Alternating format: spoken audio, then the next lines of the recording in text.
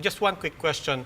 The nature of that funding, again, with due apologies to Sri Lanka, but the nature of that project in Sri Lanka that people keep referring to and the funding of that, was that an apples to oranges comparison with us also? In other words, was that a loan or was that a different instrument?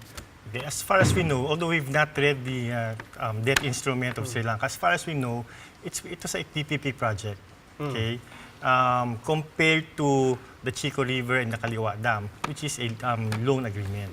Okay, and we also do not know the terms that Sri Lanka entered into, and so we do not know the nature by which, based on the news, the nature by which the Chinese started managing the project. Okay.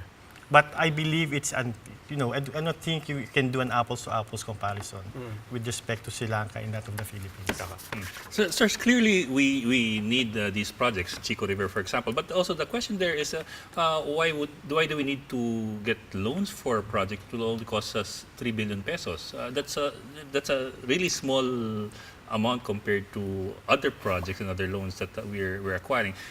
Not to say that we don't need a project. It's also a question of whether or not we need a particular loan. Well, we need to look at our loan portfolio overall. Not just one particular project, but all the projects that we need to invest in.